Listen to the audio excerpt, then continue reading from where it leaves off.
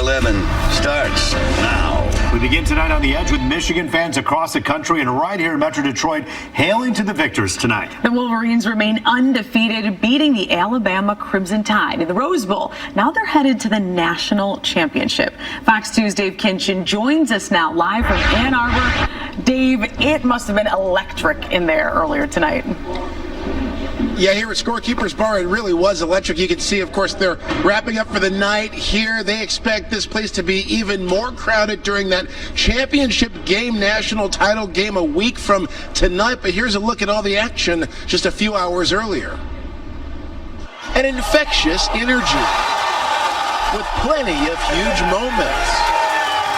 Fans of the mighty Wolverines packed into the legendary Scorekeeper's Bar in downtown Ann Arbor New Year's Day.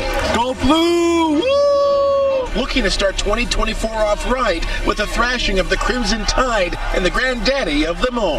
Got to get this done. Go Blue! Yeah! Everybody had their own keys to the game. Good defense for sure, and just offense has to show up without a doubt. And just keep doing what they've been doing the whole season. The whole time, a laser focus on their Michigan man, head coach Jim Harbaugh. I think he was made for moments like this. I think this whole team is. A huge question looming over all. Will Harbaugh stay in Ann Arbor after it's all said and done? I hope so. It seems to be like that. He's coached the NFL before, but I think he's found his home. I see Harbaugh here.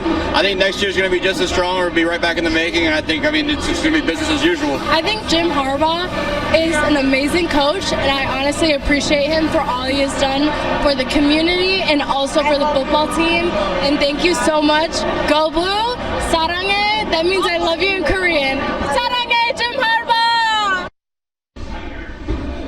Yes, lots of love floating around Ann Arbor and the University of Michigan tonight. And, of course, certainly a lot of people getting fired up, coming back to campus a little bit early. You know, it was quiet around campus because of the holiday. And after that win, we started to hear some cheers. And I think people coming back and starting to party a little bit. You might just say getting a little bit more of that holiday celebration in before you have to hit the books once again. Reporting live in Ann Arbor, Dave Kinchin, Fox 2 News, on the Edge. I'll tell you, even as a Spartan myself, I was rooting for Michigan because anytime you get a Big Ten team, you want to see an SEC team get taken out. So definitely a great night for so many fans, even those who aren't huge U of M fans. Yeah, that's right. Fellow Spartan myself, I certainly concur. It's exciting for the conference, and it's certainly exciting for the fan base, for the state as a whole. No doubt about that. Yeah, all of us have friends and family that are Wolverines, and tonight we celebrate for them. Dave Kinchin for us live tonight. Thank you. And on to another big story that we have been following. A night of fun takes a horrific turn at a bar in Taylor. An argument leading to 3 people being stabbed, according to police. Here's what we know right now. 2 of them are in the hospital tonight.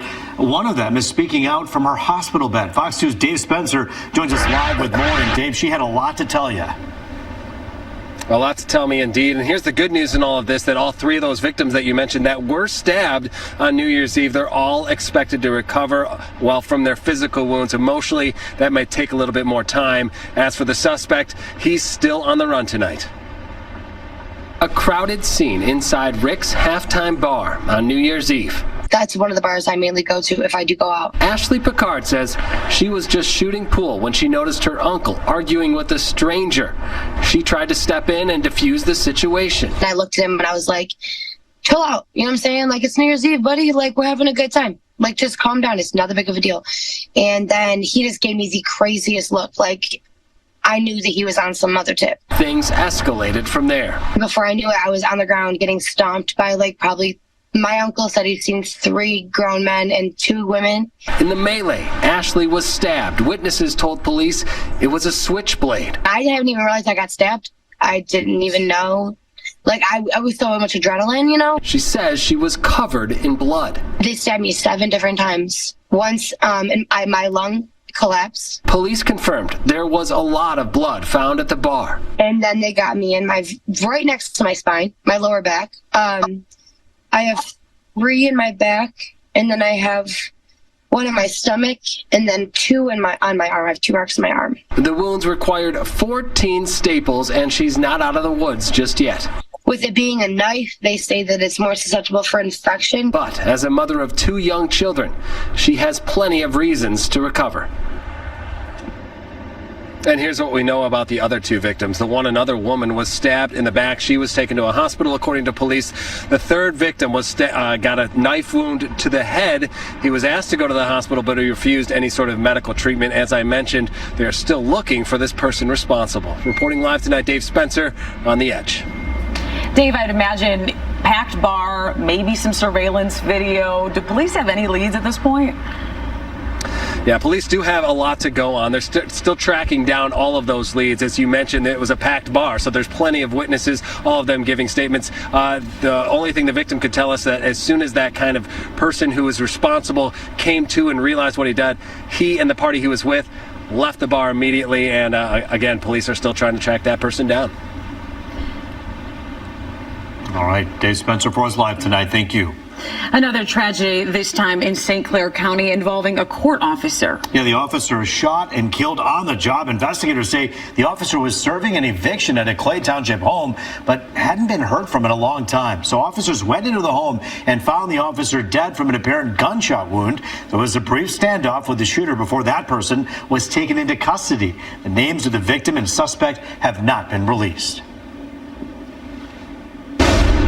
It's been devastating. I mean, thinking of where I'm going to go next and what I'm going to do, we basically don't have anywhere to go unless, like I said, we bouncing around. A mom trying to figure out what now after a fire destroys her Newport home in Monroe County. It happened Christmas Eve. Mila McGraw was at work, but her teenage daughter and a family friend were sleeping inside the home at the time. Thankfully, they were able to get out, but everything from the Christmas tree to gifts to the roof all destroyed. McGraw believes it was an electrical fire, but the cause is still under investigation. A GoFundMe page has been set up to help this family. If you'd like to donate, there's a link on our website, fox2detroit.com. Well, New Year's Eve traffic stop ends with 24-year-old man behind bars. Michigan State Police busting the man on westbound 696 near Groesbeck in Roseville for not wearing a seatbelt. Troopers searched his car and say they found an illegal weapon and a stash of drugs, including large amounts of methamphetamine and cocaine, along with $5,000 in cash. They later found he was a convicted felon on probation, driving without a license with a number of arrest warrants. All right, we were talking about a little dusting of snow yesterday. Yeah. We'd like to see it, but we'd also like to see maybe some sunshine. Yeah, that'd be nice. There's a couple of things that we want, and I know it's a tall order, but we hope Rich Luterman can at least fill one of them up for us. Some sunshine would be great. I'm waiting. I'm telling you, sunshine. That's what we need. Roop and Jessica. We did have the clouds again today, parked over the Great Lakes, and yesterday we had the sprinkles and the wet flakes. But notice most of the lower 48 dealing with pretty quiet weather. One exception is down across the Chesapeake Bay. There's some light snow and rain there. But notice how the clouds are socked in for Detroit, for Saginaw, up to Traverse City, down to Ludington and Grand Rapids, Chicago as well. It's going to take most of the day to start to mix some of the clouds out, so just be patient, and we'll get some sunshine this week. Mackinac Bridge right now, 32 degrees there. Not too many cars on the bridge right now. No problems that far north. You can see the numbers today at Metro Airport, 36 and 31, which is still quite a bit above where we should be. Look at the records on the high side, 65.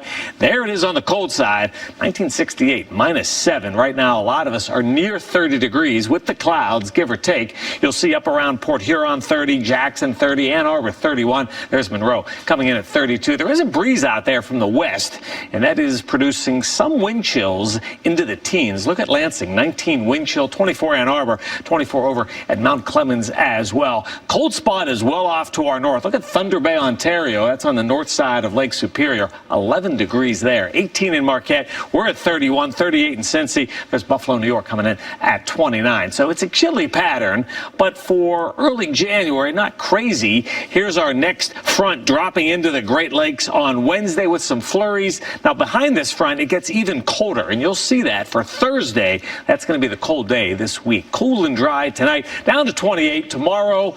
Some late day breaks of sun, breezy at times on Tuesday, 39 for high. Notice no big swings, although Thursday is a cold day. Perhaps some more snow flurries or snow showers Saturday. No big storms for us this week. Remember, always get the latest forecast. Check it out on the Fox 2 Weather app. You can download it for free anytime, including right now in the App Store or in Google Play. I mean, I didn't even wear shoes here. I got sandals on. I'm ready. Just definitely ready to get off the plane and enjoy the weather. Even if it means you got to wear sandals and socks. Could be a faux pas. Who cares? The point is you got to get on the plane, get off. The holiday is pretty much over. Lots of travelers hit the airports to head home. We're told 2.5 million people are expected to fly on one of the busiest travel days of the holiday season. You know, this is the first time we've seen numbers like this since before the pandemic. The FAA also says 2023 had the lowest number of canceled flights in the last 5 years. Holy like this is such like what the are they doing? Like look at this breath. Lions won the game. I mean, plain and simple, they won. And to see what transpired, I was so disgusted. I might even stop watching NFL. Lions fans still pretty salty about this one. We've got reaction to the 2-point conversion call that will live in infamy. You're watching The Edge at 11. And before we go to break, we have your Powerball numbers tonight. Maybe the lucky night, someone you know is becoming $810 million richer. Check your tickets. The numbers are 12, 21, 42, 44, 49, and the Powerball 1. Good luck. Uh-oh, someone won in the studio. Very nice. This is The Edge at 11.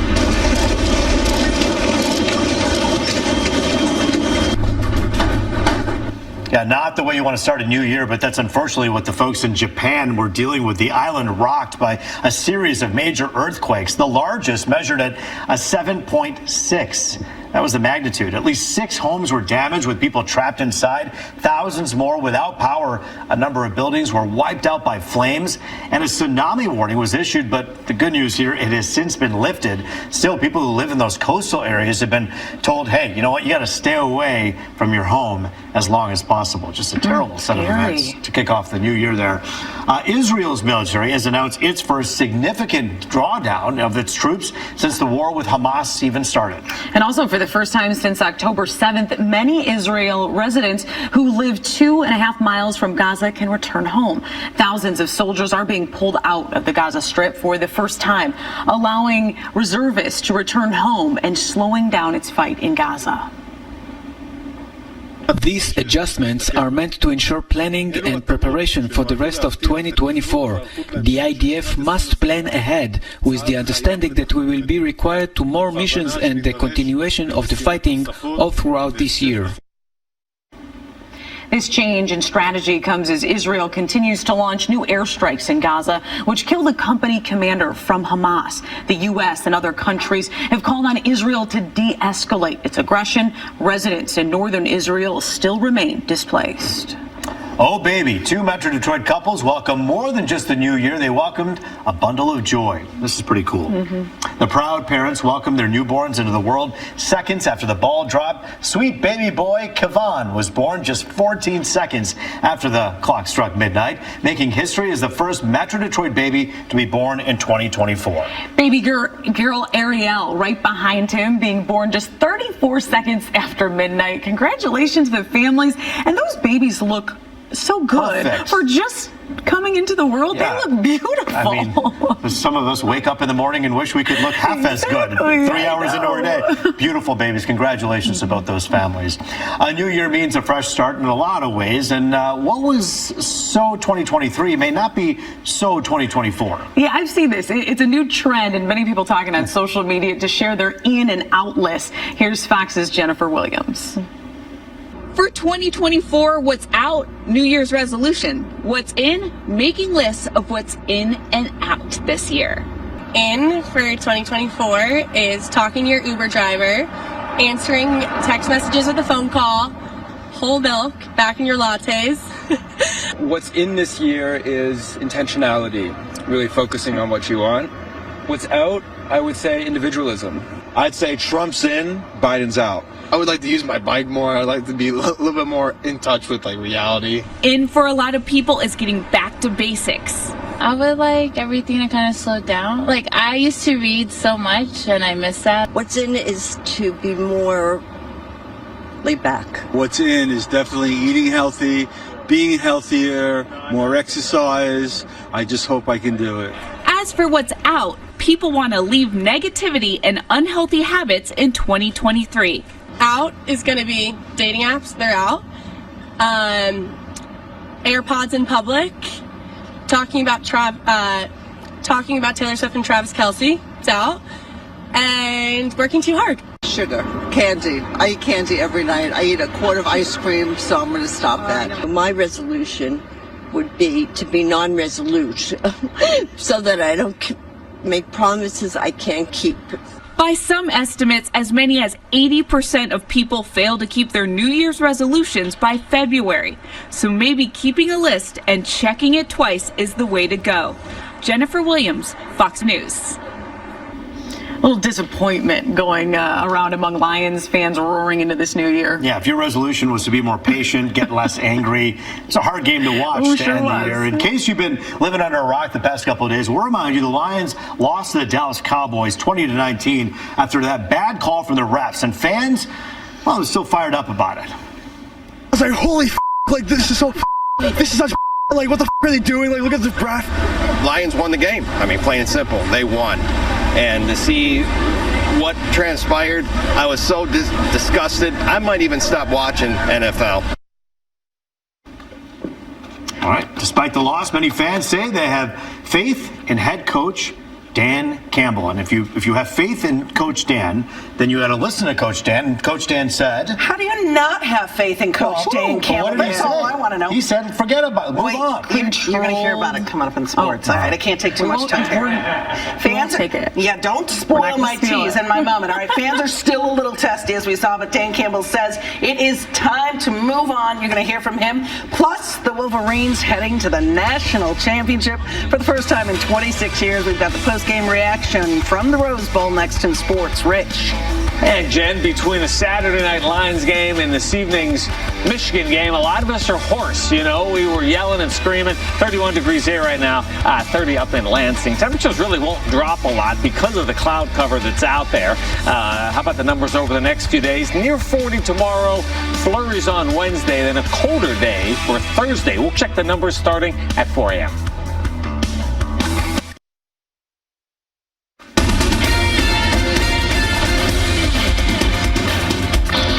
College football and a heck of a matchup at the granddaddy of them all as top-ranked Michigan took on Alabama in Monday's Rose Bowl. It was a classic setting for a showdown between the two winningest programs in college football history. The Wolverines fell behind early but answered as J.J. McCarthy finds a wide-open Blake Corum for an 8-yard score, and the game was tied at 7. Then in the second quarter, McCarthy dropping back. He finds Tyler Morris, who is off to the races, staying inbounds along the sideline, diving in for a 38-yard score. Extra point no good, 13-7 Michigan. And the maize and blue defense was just dominating. They had 5 sacks in the first half and led 13-10 at the break. Moved to the fourth quarter where Bama got the run game going. Jace McClellan scores from 3 yards out, and Michigan was trailing in the second half for the first time all season, 17-13 Alabama. Up by 7 in the final minutes, Michigan needing a touchdown. McCarthy's pass is tipped, but Roman Wilson makes a great catch, and he was able to take it down to the 5-yard line. And then 2 plays later, the same combo, McCarthy to Wilson, the touchdown, game tied at 20 with 94 seconds to go. The two teams went to overtime, and here's what happened. Big yards, 3 Michigan tight ends in the ballgame. They handed to Corum again. He makes the cut. First down. Spilston scores. Blake Corum puts Michigan on top in overtime. Game on the line. It's Williams in motion. Low snap. Milroe stopped. Michigan makes a stand and comes up with a milestone playoff victory. Unbelievable. The Wolverines headed to the national championship game 1 week from tonight in Houston. Their 14 wins, the most in program history, and they will play for the national title for the first time in 26 years. That was glorious. It was a tremendous football game. Congratulate Alabama on a terrific game. It's everything that we worked for, everything that we prepared for, everything we hoped for, everything we trained and strained for it, and the team just was not going to be denied. JJ said it when he walked off this same podium last year in the semifinal game and said we're going to be back. And what he told me was, not only are we going to be back, we're going to win. And there he did. Just think about how far we've come, all the hardships that we went through as a team and as a brotherhood. Just being able to do it on this stage, it's been 26 years since Michigan won in this building, and the second most appearance out of any college in the entire country playing in this game. So it's just amazing the way it happened. But ultimately, it's everything that Coach said. We can't do it without the unity that we have. Everything that we went through this entire year, it made us unbreakable. And in the biggest moments, we were going to show up. All right, to the NFL, where that late two-point conversion try in Dallas has consumed all of us the past 2 days. But according to Dan Campbell, it is time to move on. And on Monday, he met with the media in Allen Park. Among the topics, his plans to play all of his starters in Sunday's 1 o'clock kick against Minnesota at Ford Field, and his approach for turning his frustration into a positive. I've got controlled fury, and I'm ready to go. I'm absolutely ready to go. I don't go the other way. So, and the team won't either. We're on a mission, and we're not going to feel sorry for ourselves and wallow in everything. We had plays to make, we didn't make them. And it's a tight game, a good opponent, playoff type atmosphere, and you got to make that one extra play that we didn't. And so we will use this as fuel. I got pure octane right now. I woke up, I'm ready. So we're moving forward. Oh, pure octane, unleaded. All right, stick around. We're going to be back with the Pistons on the other side of the break. Pistons looking to make it 2 in a row facing the Rockets in Houston tonight. And in the first half, they kept it close. Cade Cunningham to Jalen Duren for the slam. Detroit trailed by 4 at the break, but the third quarter did them in again. They had no answers. That's Jalen Green with a pretty finish to put the Rockets up 14, and they never looked back, outscoring Detroit 47-25 in the third quarter, rolling to a 136-113 win. That is it for the Edge at 11. My thanks to producer Greg Canna for his efforts, and to you for watching. TMZ is next.